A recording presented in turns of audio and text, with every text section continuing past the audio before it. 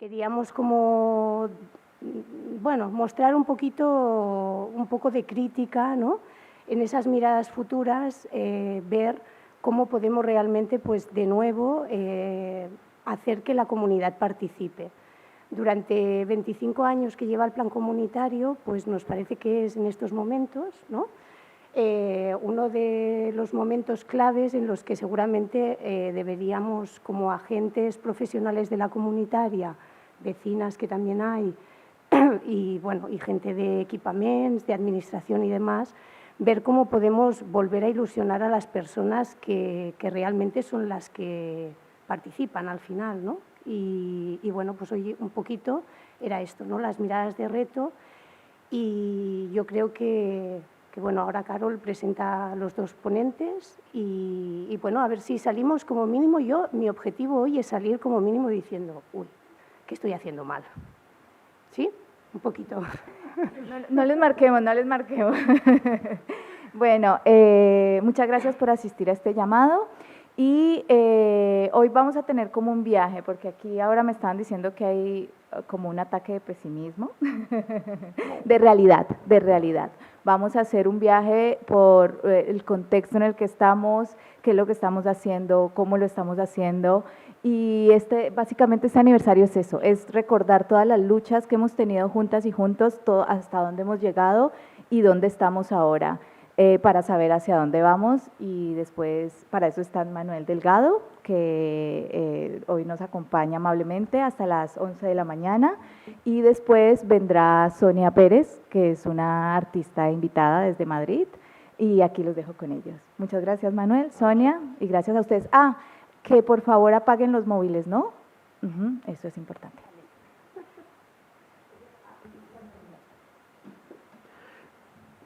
Bueno, bon dia, moltíssimes gràcies per haver comptat amb mi per aquest aniversari i, o sigui,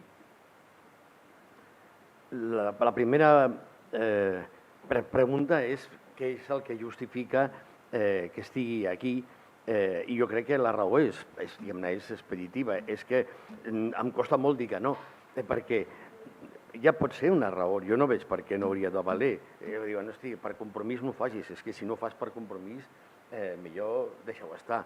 O com diuen, és que no tenia altra cosa més important a fer. També és veritat. A les 11:30 sí que tinc el certificat d'aquest electrònic, que és una cosa diabòlica, i que em diuen que si no em treuen la cita que em donen 10 minuts de marge.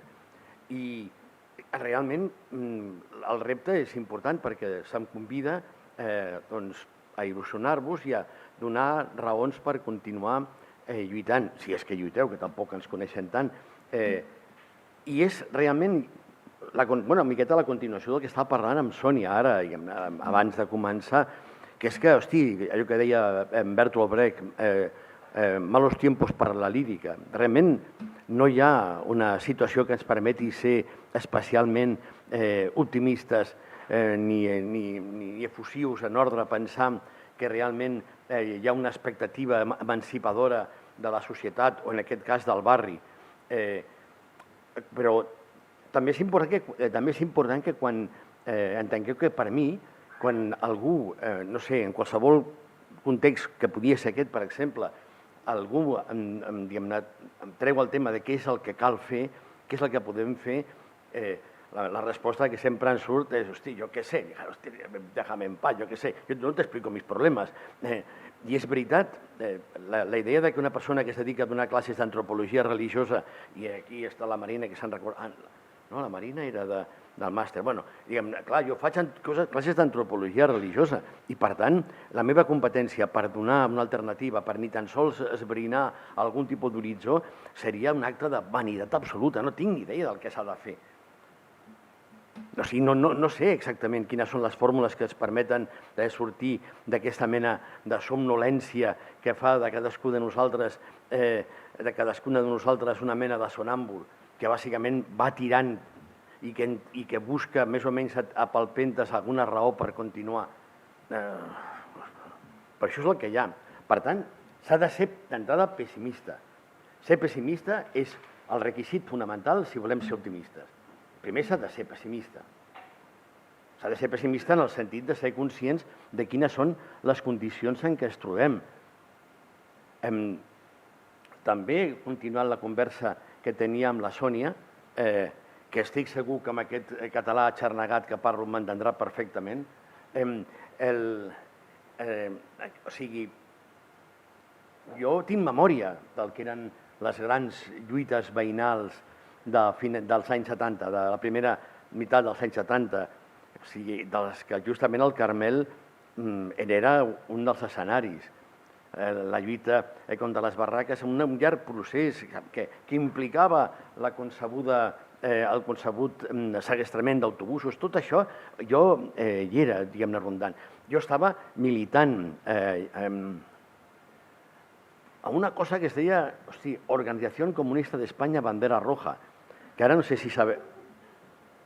Hombre, la gent que tingui una edat sabrà que Bandera Roja, ara per ara, el més tonto regidor, perquè és un exemple perfecte de gent que es va incorporar d'una forma massiva primer al PSU i després a llocs de direcció i de lideratge dins del que era el sistema polític.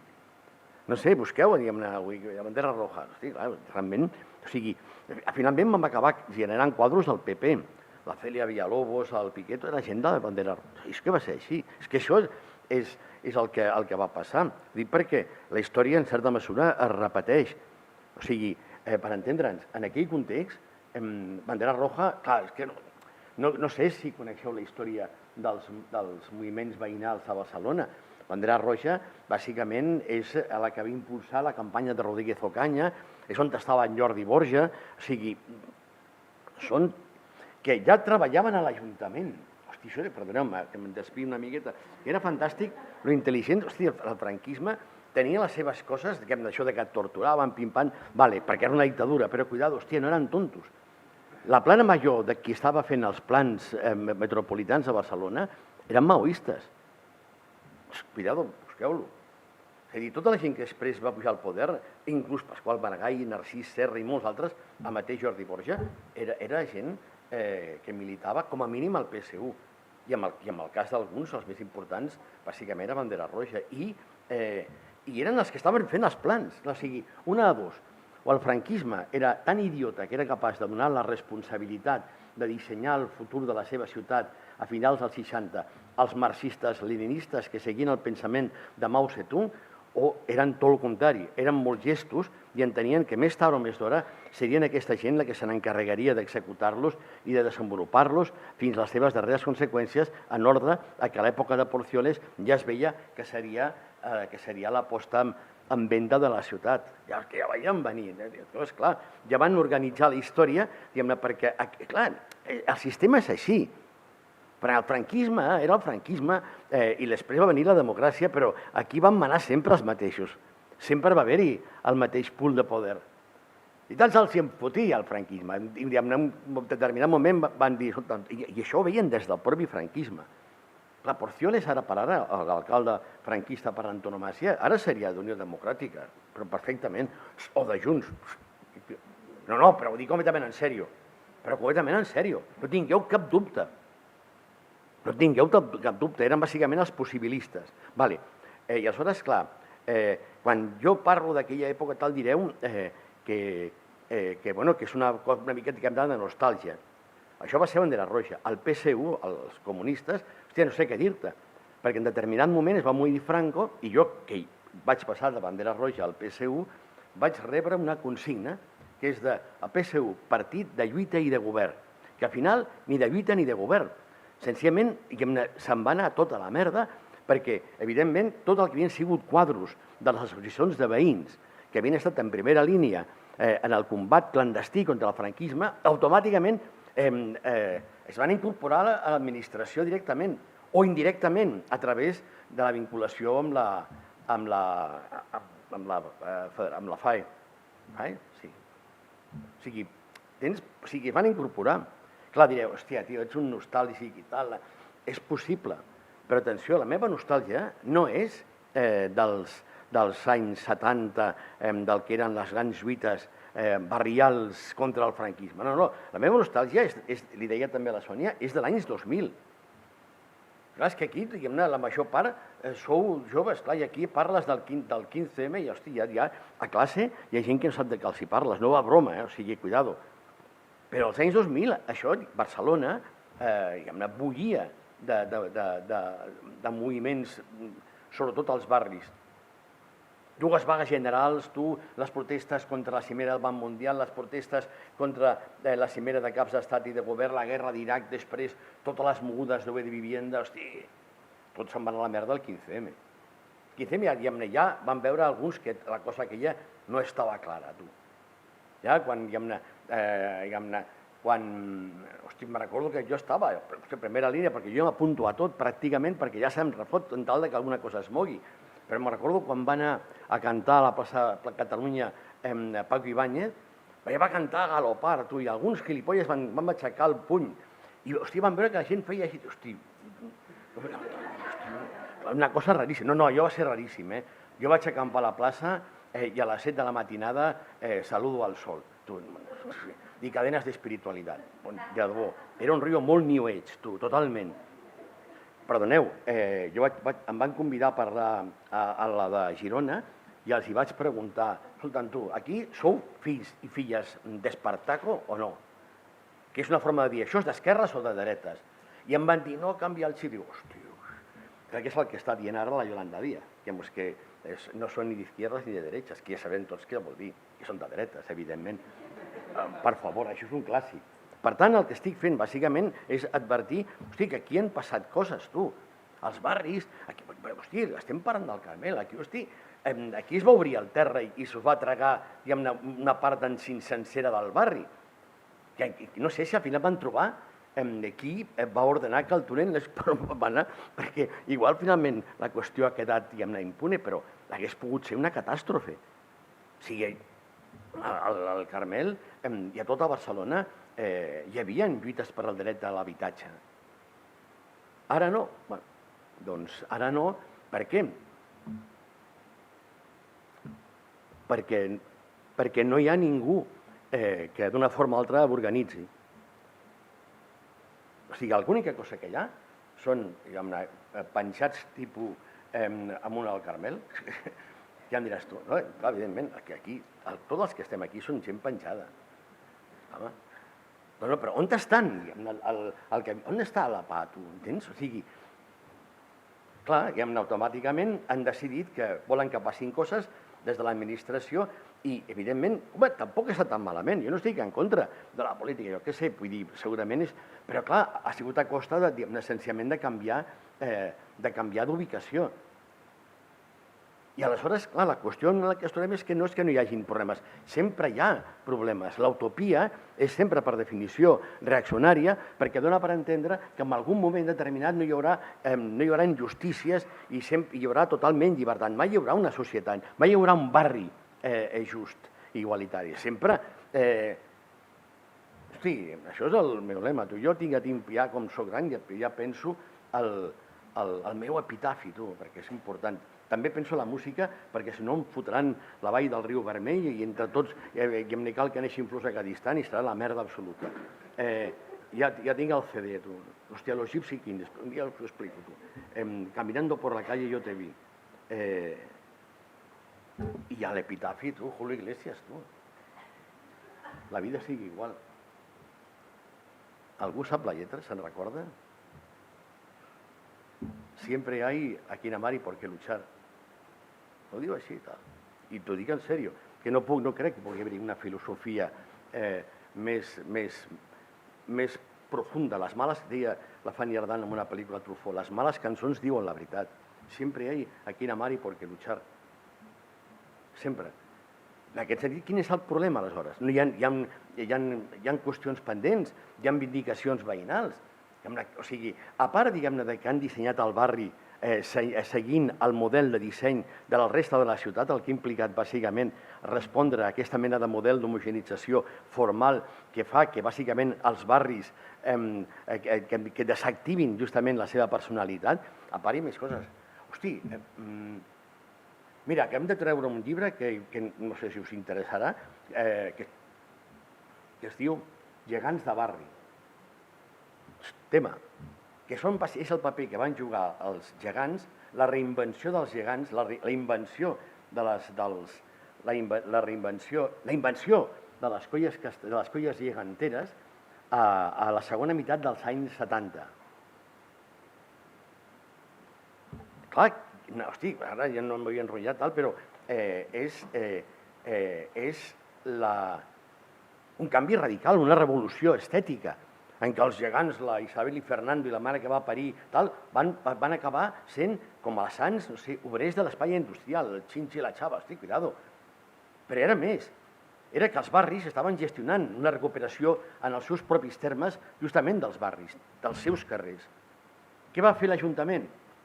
Inventar-se els gegants de districte. Justament, diguem-ne, perquè era una guerra de gegants. Ja sé que és una xorrada. Els antropòlegs ens interessen coses de poca importància, de les que justament desconfiem de la seva aparent irrellevància. En el fons, les coses poc importants són sempre una font d'informació política i sociològica fonamental. En aquest cas, estem bàsicament amb el tema central, que és la voluntat de l'Ajuntament de Barcelona de generar una mena de nacionalisme urbà que passa, efectivament, per la unificació formal i cultural en nom de la identitat barcelonina, que no es podia fer més que a càrrec de carregar-se la identitat dels barris. La reinvenció de les festes de la Mercè i tal. Un patriotisme urbà, perdoneu-me, al peu de pàgina, que és el que li anava bé als socialistes i en certa mesura també, en aquest cas, a Iniciativa, perquè implicava una tercera via. Ni l'espanyolisme del PP ni el catalanisme pairal d'Esquerra Republicana o de Junts. És a dir, ni Catalunya ni Espanya, Barcelona. Això va ser i això té a veure amb el disseny, té a veure amb la manera com s'organitza el barri. Aquests carrers, tal com estan concebuts, imiten un model estàndard. Perquè està claríssim que l'interès de les autoritats és posar el barri en venda, que ja ho està. Que ja ho està. O sigui, atenció, cuidado, quan continuen fent reformes i deixant guapo al barri, oblideu-vos-en, no es faran fora. Aquesta és la llei, és la gran maledicció del capitalisme urbà. Reformar és expulsar. Si reformen, automàticament et faran fora. I el Carmel, home, és un lloc superprivilegiat. A més a més de que té unes vistes fantàstiques i tal, hi ha ambient de barri, entens? Que els hi encanta a la gent de classe mitja. Clar, al fons, no faig bromes, la morfologia del Carmel tampoc és tan diferent de la que hi ha a Gràcia, o a Sants, o a Vallcarca, que ja s'ho han menjat. Si heu vist allò de la història interminable, és l'anada, entens? Que avança.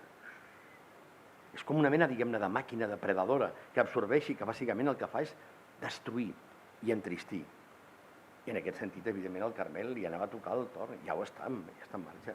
Al final acabaran, diguem-ne, colonitzant, des del punt de vista mercantil, acabaran colonitzant, jo què sé, la Trini. Anava a dir la Prospe, però la Prospe també caurà. Perquè volen tot, i en aquest sentit, a més, a la gent, diguem-ne, aquesta gent de classe mitja alta, que és l'única que pot cabre ja a Barcelona, Barcelona és Pijolàndia, únicament està concebuda bàsicament per gent, diguem-ne, guai, que faci servir els espais públics de qualitat. Sabeu que és un tema que m'interessa. Quan diuen que un espai públic de qualitat, dius, hòstia, ja has begut oli perquè al saber si tu ets de qualitat. I, evidentment, igual tu no ho ets. Però en aquest sentit, la maquinària és aquesta. És a dir, és arreglar un barri en ordre a que la gent de la classe mitja, la nostra classe mitja de Barcelona, hosti, està formada per gent progre, cuidado, La nostra classe mitja, diguem-ne, no són aquests, amb el fons mig paiesos que viuen a l'avinguda Pearson. La classe mitja, diguem-ne, la classe mitja tal, és enrotllada. Si de sobte, diguem-ne, toca la loteria o fas èxit amb els negocis, segurament d'una forma bruta, com sempre, però tu creus que si t'has de canviar de casa t'aniràs a viure a Pedralbes? T'aniràs a viure al Carmel. La gent que, diguem-ne, aquesta que ara per ara mana, hosti, no li agrada dir que viu a Sarrià. Sarrià encara, que hi ha parts que són populars, però la gent aquesta, diguem-ne, que menja cuscús i que li agrada Manu Chao i que són les que manen, mai et dirà que viu a Tres Torres. Et dirà que viu a Poblenou, encara que realment visqui a la Vila Olímpica. Diu, no, jo visc a Poblenou. Clar, perquè en definitiva, vosaltres no teniu únicament sol per vendre, teniu justament valors morals per la seva pròpia història. La pròpia història del barri, la pròpia història de les seves lluites acaba sent també part de l'oferta. Clar, perquè és guai, i a la gent aquesta, jo visc al Carmel. I anava a fer la broma que hi haurà gent que diran que no, jo visc a la mina, que ja és. Aneu a la mina nova, la part nova que han fet. Hi ha gent que ja vacila que viu a la mina, si gent, diguem-ne, no és una broma, la mina nova, tota la moguda de l'antifada del Besòs del 90 té a veure amb això, però ara per ara la reforma del front marítim de Sant Adrià del Besòs va d'aquest pal. I què és el que han fet? Hi havia el plan de l'Enda és la mina, com la tesi aquesta del BP Aricot, ja que s'ha de destruir la mina, i al final el que han fet és encara una cosa pitjor. Han fotut, bàsicament, universitats. Atenció, m'està malament dir-ho aquí, no? Però quan et comencen a fotre coses culturals, estàs perdut, estàs perduda, no va en broma. Ara per ara el que gentrifica és la cultura. Tot és part de l'oferta. No hi ha actes desinteressats. I al capdavall, la política aquesta de convertir el que van ser fàbriques en llocs de cultura segueix aquesta mena de lògica diabòlica, dir-te, ei, mireu, aquí abans qui hi havia? Aquí no sé, abans qui hi havia aquí? Hosti, cuidado, igual vivia gent, On estan, tu? Ara estem nosaltres aquí, anem superenrotllats, però abans hi havia gent, tu. Això va per nosaltres, no? On estem nosaltres, allà al Campo Raval, abans hi vivia gent, tu. I on està el Magba hi vivia gent, tu. I on estan aquesta gent? Hi havia el CCCB, és cert que hi havia un convent i tal, però tota la reforma on treballem nosaltres, aquí hi havia abans. I ara quina és la lliçó? Dir, abans aquí hi havia gent, jo què sé, tal. A vegades eren fàbriques, aquí abans hi havia fum i soroll i màquines i greix i treballadors i lluita. I ara mira que net, colors clars, que donen justament aquesta idea de calidesa. Aquesta no és la millor biblioteca del món, no, al final? Era per aquí, no? Però entens? És la mateixa lògica, l'asèpsia, entens? O sigui, com la cultura expulsa la vida. Però, clar, com pots estar en contra de la cultura?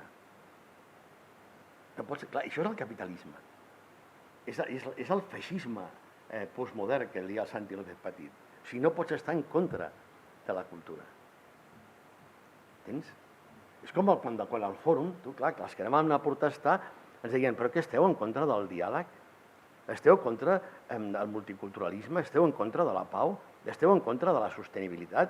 I al final els van dir, mira, doncs sí, estem en contra de tot el que et doni la gana perquè és un cuento chino que serveix bàsicament per continuar el Pla de la Ribera, que va ser un invent, diguem-ne, franquista i que finalment van executar governs socialistes. Però bé. O sigui, aquesta és la història. Aleshores, clar, diguem-ne, alternatives, o sigui, jo què sé, jo no estic en condicions de ficar que, no, mira, doncs ara, imagina't quin grau d'impostura significaria. El que està clar és que no serà per falta de temes ni de motius. Què és el que cal? Ara a quina hora és? Ho dic perquè estic patint per al tema que és trist, no? Al final estic aquí patint perquè tinc que fer amb el certificat electrònic. Però això és la misèria de ser un puto intel·lectual. És tot un... Hombre, doncs mira, encara tenim temps. No, perquè estic patint per això, clar, perquè és un merder. Primer, instal·lar-t'ho a l'ordinador, que ja és una història. I al final, tal, i vas, clar, no, però, ei, les coses aparentment tontes no són mai tontes. En el fons, això que acabo de colar és una reflexió a propòsit del paper que juguem els intel·lectuals. Ara, diguem-ne, ara podia ser que tingués tot aquest rotllo i que al sortir, posem el cas, hagués descobert que s'havien portat el cotxe a la grua. I què? Llavors, que vaig al tio del dipòsit i dic, no, tal, la lucha de los vecinos. Però això és la realitat. No, ho sento, benvinguts. Clar, perquè aquí, en definitiva, estem, bàsicament, en una mena de bombolla que ens permet, bàsicament, pensar que les coses s'arreglen perquè les podem pensar correctament. Vosaltres, el que us convé és una bona teoria. Esteu a la biblioteca, segur que hi ha un grapat de teories. Podeu inclús buscar clàssics. Podeu, diguem-ne, no sé, tornar a llegir a Panecoa o al Tusser, tal. No sé. Està molt bé, us recomano un cop d'ull, per exemple, no sé, el Bauman. Bauman està molt bé. És un tio que s'ha inventat lo de social líquida i a viure del cuento tota la vida. Ja està. Això és intel·lectual. Permetre't entendre que, en definitiva, l'única cosa que et pot salvar és justament tenir un bon discurs.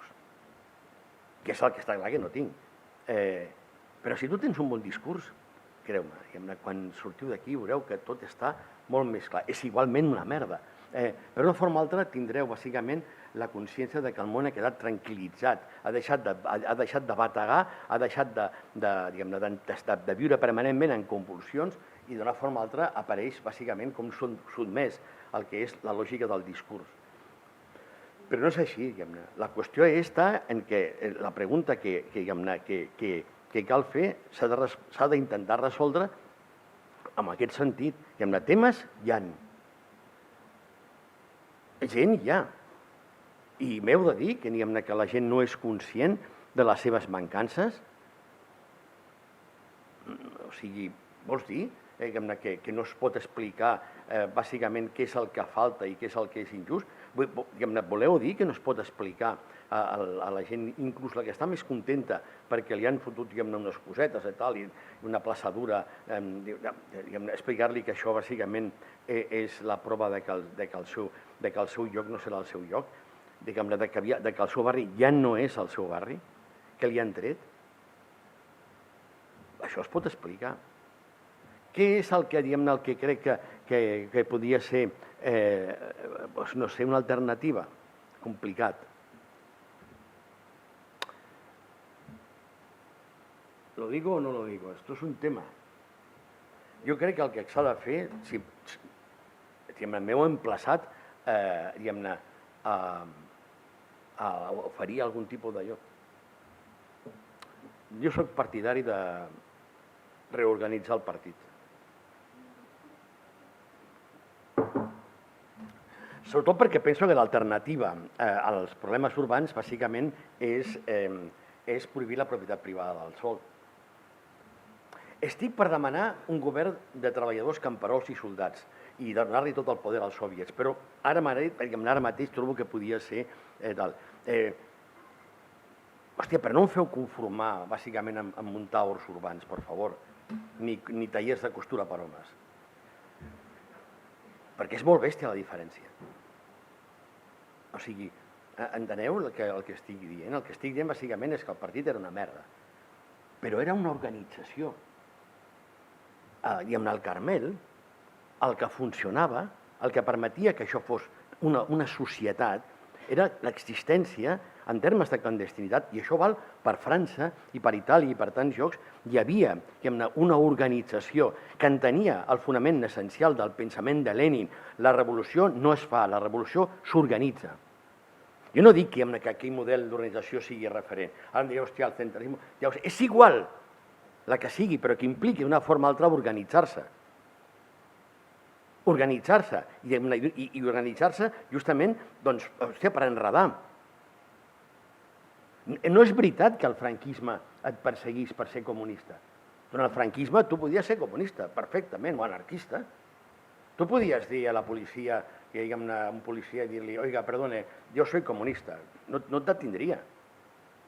El que d'una forma o altra causava problemes no és que tinguessis unes idees. Ningú anava a la presó per les seves idees. Anava a la presó per al seu cos. Anava a la presó per una qüestió somàtica. No perquè pensava, sinó perquè feia. Tu podies ser el que volguessis, però tenies que fer cas al que va dir Franco. Usted haga como yo, no se meta en política. Però, diguem-ne, si d'una forma o altra movies un dit, automàticament se't queia el cel sobre. Clar, però en aquell context, la perspectiva era la d'organitzar-se en ordre a mobilitzar la gent. Clar, tu no pots mobilitzar la gent a partir de dir que, no sé, que hem de combatre determinada iniciativa. No, la idea d'organitzar-se d'una forma sistemàtica. Ho fan algunes instàncies ara per ara, per exemple, el sindicat de llogaters, ho feien en el seu moment Ubere Vivienda, però és que ara justament la clau, el que és motiu de pessimisme, és bàsicament que no hi ha organitzacions en condicions d'orientar i d'encapçalar les lluites i d'animar-les. És que és aquest el problema. O sigui, és la idea de que pràcticament, ara per ara, o sigui, no es practica, no es té en consideració la premissa de la importància de l'agitació. O sigui, què? O sigui, perdoneu, això val per la universitat. O sigui, la imatge, diguem-ne, de gent anant d'aula en aula convocant una vaga, jo fa dècades que no la veig. La vaga es decreta, diguem-ne, suposo que hi ha vaga. Però la idea, diguem-ne, de fer agitació, la idea que un xaval, una noia, pim-pam, s'aixequin i diguin tal, això, diguem-ne, no existeix. Les vagues es decreten, bàsicament, d'una forma gairebé administrativa. Això és el gran problema. Aleshores, clar, jo què sé, a veure, amunt al Carmel, què? Diguem-ne, què? Està bé, és una organització. Bueno, ja està. Però quina és la seva finalitat? Quina és la seva fita? S'atreviria a acceptar que la seva fita no és l'agitació i la propaganda? Clar, és que ni amunt al Carmel ni ningú, enlloc. Si es movem de tant en tant, jo aquesta tarda aniré a una moguda, diguem-ne, pro-Palestina als porxos de la facultat, que m'ha arribat per Twitter. Però la idea de que de sobte es pugui discutir un tema entre gent superadulta, joves, no existeix, però atenció, no estic dient que la gent sigui... La gent, bàsicament, és el que és. I el que cal, bàsicament, és, doncs, organitzar-la. O sigui, perdoneu-me, però és que és de sentit comú. És a dir, si tu dotes d'estructures, diguem-ne, d'impugnació d'un determinat sistema, automàticament tens un eix, tens una vertebració que et permet organitzar entorn d'aquesta mena de vertebració iniciatives, coses que són coses que executen, que porten a la pràctica gent que té rostre, que té cara, que és capaç d'assumir el lideratge. Però clar, ara què hi ha? Quin problema hi ha? Hi ha el problema, bàsicament, de que ja a ningú l'estan educant, bàsicament, a la importància de pensar que els seus problemes són problemes col·lectius. Inclús amb el sí dels propis moviments socials s'ha imposat la cosa aquesta de les subjectivitats, que implica, bàsicament, que per damunt de qualsevol cosa i davant de qualsevol problema el que hem de fer és mirar el nostre interior. No, dic en sèrio. Aquest és el tema. L'altre dia va venir el meu net, de 8 anys, i em diu una cançó que ha après al col·legi, hola, avi, com estan les teves emocions? I dic, hòstia, no, però, per favor, home. O sigui, però aquest és el problema, és a dir, és que ja estem sistemàticament fonamentats a partir de la idea que, en definitiva, som individus autogestionats, autodissenyats, conscients, responsables, que actuen en funció de principis morals abstractes. O sigui, una merda. No vaig broma. El 15M ja te n'adonaves que la cosa fallava. Per què? Perquè el 15M era una reunió de ciutadans. És És a dir, d'individus que acceptaven d'una forma o altra compartir un espai, però no tenien la idea de que cadascú continuava amb els altres. Això pràcticament ja no existeix. La gent ja ha sigut educada sistemàticament per un ordre neoliberal que t'educa, diguem-ne, amb el pitjor enemic que pot tenir justament qualsevol emancipació, que és la idea de llibertat. La idea de que tu et decideixes per tu mateix. La idea de que tu tens una ànima interior que és la que dicta moralment què és el que està bé i què és... Estàs perdut. Clar. O sigui, cadascú de nosaltres hem après justament a prescindir dels altres, perquè entenem que les problemàtiques que ens afecten tenen que passar davant de qualsevol cosa per fer aquesta mena d'introspecció. Inclús, hòstia, jo em vaig assabentar, no vull dir noms, rotllo moviments socials, hòstia, i amb la gent tal, hòstia, que es troben per fer una mena de cosa així, diguem-ne, no sé, com si fossin alcohòlics anònims i tal. O sigui, és el triomf del subjectivisme. És el triomf de l'individualisme més ferotge. Que entén que tu vals per tu mateixa, per tu mateix. Per tu mateixa i per tu no vals res. Ets una merda, no significa res, no implica res, no faràs mai res. Cosa que ja deia un poema que segurament algunes de vosaltres o els vostres pares ho hauran fet notar, encara que sigui evocant un poema de José Agustín Goytisolo que cantava Paco Ibáñez. Un hombre solo, una mujer, así tomados de uno en uno, son como polvo, no son nada. Canvi, no, ara no. Ara tot bàsicament funciona per via introspecció. És a dir, pràcticament s'ha dissolt, ha desaparegut qualsevol tipus de concepte de prioritat a allò que és col·lectiu. No comú. No comú, no, col·lectiu, que no és el mateix. Els obrers en vaga a una fàbrica no són una comunitat, són un col·lectiu.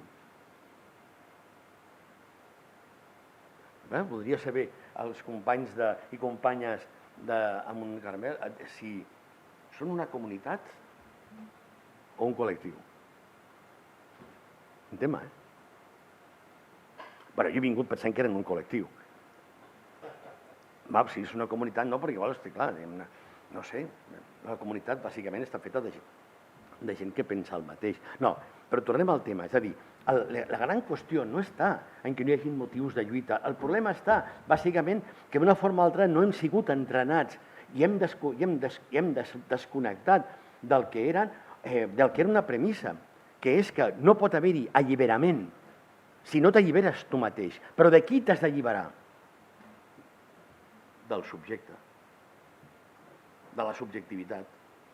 Hòstia, ara hemos puesto otro nivel aquí. Vinga, sí o no? Clar, o sigui, del que t'has d'alliberar és del que et subjecta. ¿Lo pillamos? El que et subjecta és el subjecte. Que és el que et fa, doncs, actuar d'una forma responsable, conscient, en pensar d'una forma detinguda a propòsit de les coses, en consultar amb el coixí per la nit o fer caminades per intentar d'una forma o altra descobrir la veritat. És més, és gent que acaba buscant-se a si mateixa com si tingués algun interès. Però bueno, vosaltres no coneixeu gent, els pares ho fan en aquesta línia. Quan et ve un fill o una filla i et diuen qualsevol conya i qualsevol pregunta i tu els dius escucha tu corazón. És que, de debò, el problema bàsicament, torno a repetir, és la desactivació justament d'allò que alguna vegada van anomenar el pensament, la memòria col·lectiva. Aquest barri té memòria, té una memòria col·lectiva. La memòria col·lectiva no és la memòria que tenen els veïns, és una memòria de la que cada veí té una part que continua amb la memòria d'un altre. En això és en la que consisteix la memòria col·lectiva. Però això, d'una forma o altra, ja s'ha dissolt perquè la perspectiva de que hi ha problemes que són per definició... Perdona, tots els problemes són col·lectius, inclús els que tu penses que corresponen a la teva psique personal i que deixes en mans de psicòlegs que el que faran és convèncer que el que et passa és culpa teva. O sigui, la idea de que els problemes que patim no tenen alternativa dins, sinó que impliquen justament mirar al teu voltant, pràcticament implica una batalla perduda. Clar, per què ens hem d'organitzar? Al 15M no hi havia cap organització, ningú va fer res. Era com una fira medieval, era com la fèria medieval de Vic, en què bàsicament només faltava que em vinguessin, bueno, quasi, perquè hi ha gent que feia, clar, o sigui, era com una paròdia, una caricatura del que era una imatge en el que tothom d'una forma o altra era feliç. Teníem la plaça Catalunya, l'havíem ocupat, torno a repetir, el que havies de fer és no traspassar la frontera en forma de semàfor que et separava del Corte Inglés, perquè veus que et caia... perquè ens van caure d'hòsties. Es van caure d'hòsties. Quan van sortir de la plaça, dius, on aneu? On aneu? I es van matxacar al Parlament. Perquè, en definitiva, allò era perfectament amable.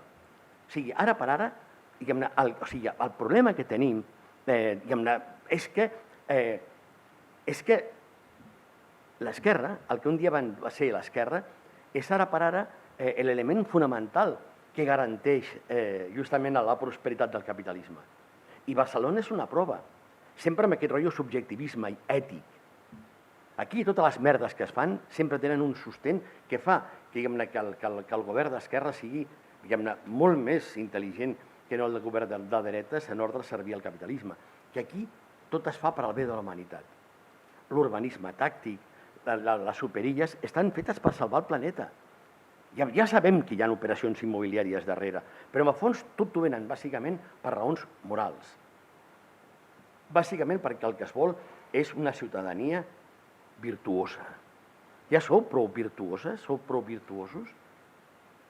Clar, la qüestió està que es complementa amb el tema justament del protagonisme atorgat al subjecte, que és que finalment el que un dia va ser l'esquerra anticapitalista ara és l'esquerra capitalista.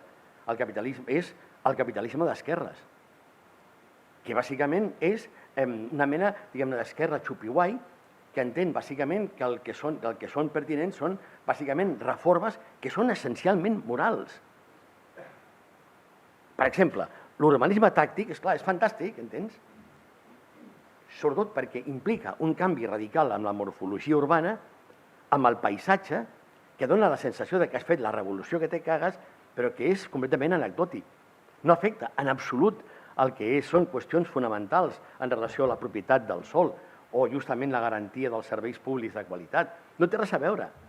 El que hi ha bàsicament és aquesta cosa que tot funciona com si fos una mena de foc de camp en què inclús els carrers s'han convertit en una estètica de parvulari. Això és el que hi ha. Per tant, perquè tampoc em sento digne d'explicar-vos masses més coses del que d'altra banda hauria de ser obvi. L'única cosa a dir és que si em pregunteu què és el que es pot fer, bàsicament és intentar canviar els col·legis i que de sobte els mestres i les mestres convidin els nens i les nenes a mirar al seu voltant en comptes del seu interior, que, torno a repetir, no veig, jo no sé si vosaltres mireu al vostre interior. Us busqueu vosaltres mateixes? Si us heu trobat, us fan descompte en algun lloc, no sé com funciona el tema. És que, en sèrio, la gent que es busca a si mateixa, perdoneu, sí, això al taller d'etnografia ho explico, tu, el vostre interior poètic, sensible i sentimental és una merda. O sigui, no et pots comparar amb el món que t'envolta. Sempre és més interessant que tu. Clar, aquesta mena d'apoteosi de l'exterior, del que està fora, és fonamental. També en el camp d'allò social. Per tant, alternatives impossibles. En primer lloc, bàsicament, intentar... acabar amb l'educació en valors, tu. Perquè bàsicament estan pensats per buscar gent virtuosa. Jo vaig enviar una cosa a Cuadernos de Pedagogía que es deia por una educación en el odio. I no me la van publicar, encara no sé per què. De fet, vaig canviar-li el títol i vaig tornar a enviar-lo. I vaig posar por una educación en pasiones. Quin és el joc de les passions a l'educació? O sigui, en quin context s'anima els nens a sentir ràbia? I mira que hi ha motius. Avui portava el meu net al col·legi i li deia si parlarien de Palestina. No, no. Allà ja els eduquen, bàsicament, ja els diran que la violència és condenable, venga de donde venga, és igual. Però no els faran rabiar. Jo he educat els meus nets amb l'odi, tu, perquè s'ha d'odiar. Evidentment, no estic parlant d'odiar ningú, estic parlant d'odiar el que és injust. Hòstia, que et bulli la sang. Bé, està claríssim que com a pedagog no tinc cap mena de futur. De fet, estic per prohibir la pedagogia, que és la que està destrossant el sistema educatiu. Hosti, a mi em foten, no sé, com ho fan, això de les competències. O sigui, omplo papers que no sé què diuen, perquè diuen, no sé, competències, tal. Clar, l'educació és una altra cosa i té que haver-hi passió. Vale, doncs primera, intentar d'una forma o altra incorporar la ràbia i les passions, justament no per educar-les, sinó per entendre que són indispensables, que no hi ha res que pugui modificar-se al món si no et bull la sang de tant en tant, cosa que evidentment no passa amb els col·legis, que són essencialment unes colossals màquines terapèutiques destinades a calmar la gent. I després, fer lluita ideològica contra els instruments del capital, els instruments del neoliberalisme, el més pervers del qual és el subjecte. Això és l'hàbitus de Pierre Bourdieu, que al final no et fa prendre consciència de fins quin punt estàs obeint i fins quin punt les ordres que reps no venen de fora, venen de dintre, que el poder ja no et vigila des de fora, que està dintre teu, que et posseeix, que justament utilitza la teva subjectivitat justament perquè entenguis que has de mirar un interior que ell ja ha colonitzat. És a dir, no es pot fer un canvi si la gent d'una forma o altra no perd el món de vista, de tant en tant. No us demano ara que aneu a ballar sota la pluja, però, hosti, que de tant en tant, home, s'ha d'embogir una mica, i de tant en tant has de caure víctima de la despersonalització de les masses i ficar-te en tumults en què la gent d'una forma o altra perd la seva responsabilitat, el seu sentit de l'ètica i fa coses que no hauria de fer, que no faria mai si fos un ciutadà conscient i responsable. Per tant, hem de recuperar no només el pensament i la memòria col·lectiva, sinó també l'acció col·lectiva, que és el que abans deien masses. Hosti, ara queden fatal per parlar de masses, però en canvi va ser fonamental, l'acció col·lectiva. I després, sobretot, no sé, muntar-se una història. Ja ho sé, que al partit ja sé que soc un iaio i tal, i que soc del partit, que som... Jo crec que soc el més jove ja. Jo estic per formar les joventuts del partit, perquè, clar, ara per ara som un club de jubilats, però és així. No esperareu que a 67 anys arribi a la conclusió que estava equivocat. Clar que estava equivocat, és igual, home. S'ha de ser lleial, tu. Jo mai m'ho he cregut, però bueno, no sé. S'ha de ser alguna cosa. En sèrio, Jo crec que és el que estic dient, tu. Jo tinc un carnet i tal, amb una ideologia que ja m'hi crec i tal, però... Entens? No té sent. Ens veiem, no dic que fem partides de dominó, que seria encara més trist, però sé on tornar, entens? Quan estic cansat i confús i trobo gent que està com jo, absolutament desorientada, però que està. Perquè és la clau, està on has d'estar. On sigui, però està on has d'estar.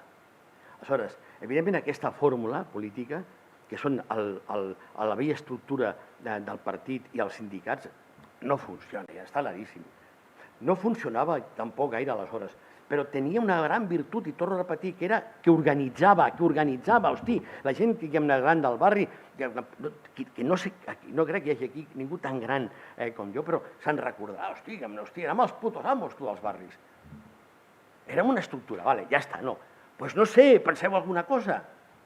No sé. No sé, feu-vos el sindicat de llogaters, jo què sé, el que sigui, però organitzeu-vos. Perquè si no esteu organitzats, si no sou capaços de mantenir a ratlla la tentació del conformisme que el subjecte tal, perquè, clar, com ets tan responsable, en el fons tu penses. No, per tant, consells i tal, hosti, a mi no se m'acudeix un altre que no sigui que us organitzeu, o sigui, que espavileu. Jo ja estic organitzat, tu ja tinc un carnet, no cal que donguin carnets. És que no va de broma. Clar, perquè ja soc d'una altra generació, és igual, m'entens?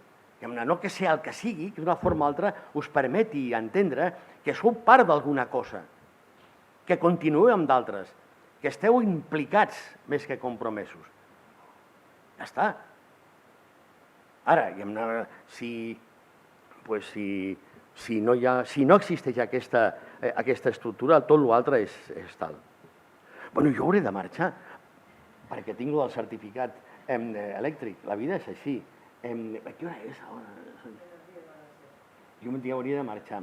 Bueno, no sé, és que tenim un marge de preguntes, però no sabré què contestar, o sigui que...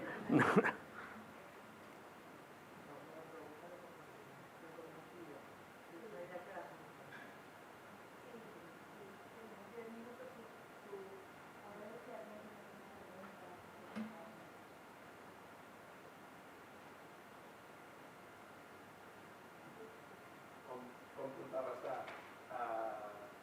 les accions de la gent que mana i que et limiten, evidentment organitzant-se, però el dia a dia és cada dia que et limita i que fa que tu no puguis organitzar i que fa que tots aquests objectius col·lectius no es puguin determinar, perquè ja han fet de manera que Però veus, ja estic pensant en plan, jo dic, hosti, tio, nosaltres ens organitzaven sota el franquisme, que era més xungo, estava més complicada la cosa.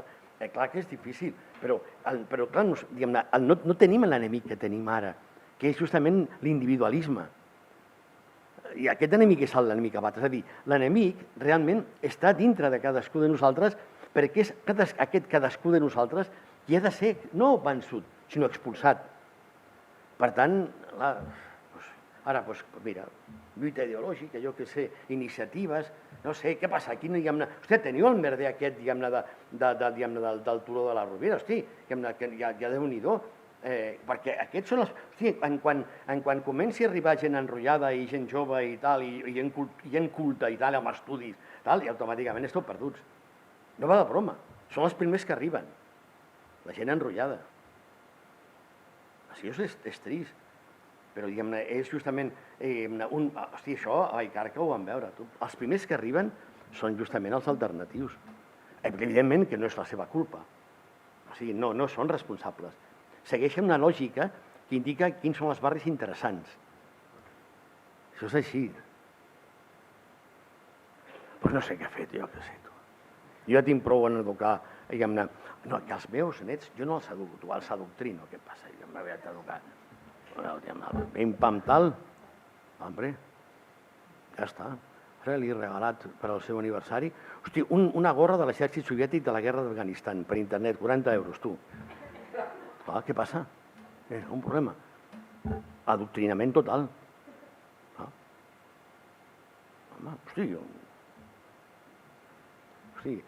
ja va pel carrer xiulant la Internacional, o sigui, hi ha molta gent a classe que no sap què és. És igual, si voleu posar una... Perdoneu, hosti, de debò, això vam veure una protesta que van fer una vegada al Ritz, que era el 1 de maig, i me recordo que van dir tal, i què cantem? I llavors la majoria va decidir que no es cantava res. I vaig dir, hòstia, vaya mierda de 1 de mayo, ¿cómo que no vamos a cantar nada? No sé, las barricadas, la que sé, m'és igual, el que sea. Al 15M no es cantava. És a dir, clar, no hi havia justament aquesta mena d'idea d'allò col·lectiu, que és el que sempre reclama una bandera, un himne, el que sigui, tu. Roig i negre, a topos, o què sé, és igual. Això, qualsevol estudiant de sociologia sabrà que té a veure amb la meva lleialtat teòrica a Emil Durkheim i a Marcel Mauss. Allò col·lectiu. Però, clar, en aquell context, que era 2008, recordo, ja estava en marxa l'idea que érem subjectes, que ens negaven justament a la unificació.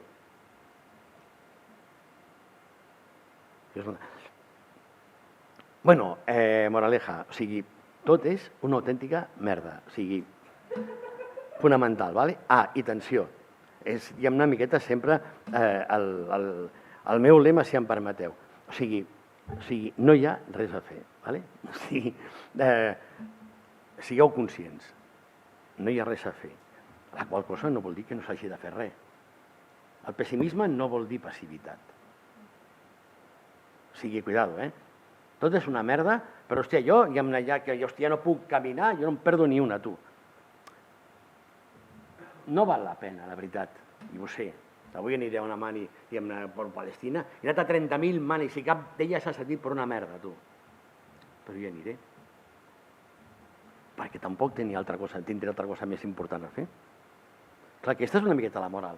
És a dir, hosti, clar, aquesta és la cosa xunga. Bueno, doncs jo què sé. Moltes vegades són cicles, tu. I aquest cicle acabarà.